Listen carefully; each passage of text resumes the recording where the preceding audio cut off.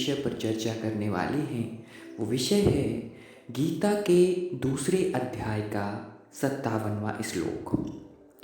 गीता के दूसरे अध्याय के 57वें श्लोक में भगवान अर्जुन के प्रश्न का उत्तर देते हुए ऐसे व्यक्ति के लक्षणों के बारे में चर्चा करते हैं जो समाधि में स्थित है, जो प्रज्ञावान है।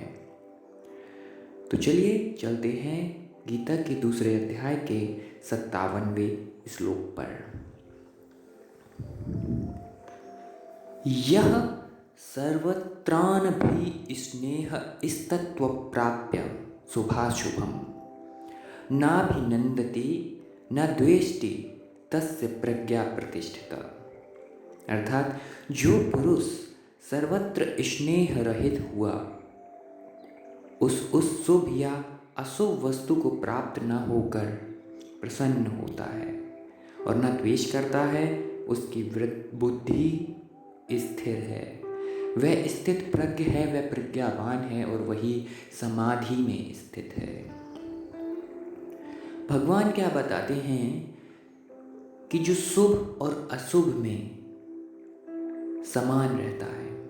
सामान्यतः हमारी जो मन की अवस्था है वो ऐसी होती है कि जब हमें कोई शुभ वस्तु प्राप्त हो गई तो हम खुश हो जाते हैं और अशुभ प्राप्त हुआ तो हम दुखी हो जाते हैं। परंतु वास्तव में ये शुभ और अशुभ क्या है? ये मात्र एक घटना भर है। उस चीज़ को आप शुभ कहते हैं जो आपके मन की कोई घटना घटित हो जाए। जैसा आप चाहते हैं कि आपकी नौकरी लग जाए और वह घटना घटित हो गई, नौकरी आपकी लग गई, तो आप कहते हैं यह बहुत शुभ हुआ और प्रसन्न हो जाते हैं, हर्षित हो जाते हैं। ठीक इसी प्रकार अगर देखा जाए कि घर में कोई नई शादी होकर आती है, नई वधू घर पर आती है और कोई ऐसा समाचार मिल जाता है जिसकी पहले से इंतज़ार होता है, जिसकी आपको इच्छा है, आपकी आशा है कि आपके व्यापार में तरक्की हो गई, किसी की नौकरी लगनी है, नौकरी लग गई, तो ऐसा माना जाता है कि वधू का आगमन शुभ है क्योंकि आप ऐसा चाहते थे और वह पूरा हो गया। लेकिन मात्र वो एक घटना भर ही है। उसी तरह अशुभ होना, जिसे हम अशुभ कहते हैं, वो भी एक घटना भर है। फॉर एग्जाम्पल, आप किसी की शादी में गए और वहाँ पे हर्ष फायरिंग में, किसी एक्सीडेंट में किसी की मृत्यु हो जाती है। कहने को ये एक अशुभ घटना है, परंतु उसका अंत समय आ गया है। हम सभी का किसी न किसी दिन अंत समय आएगा, परंतु उस समय आप एक शादी के कार्यक्रम में उसका अंत हो जाना अशुभ का सूचक माना जाता है। तो शुभ और अशुभ ये दोनों कुछ नहीं है, मात्र आपकी इच्छा पर निर्भर करता है। ये केवल एक घटना पर है।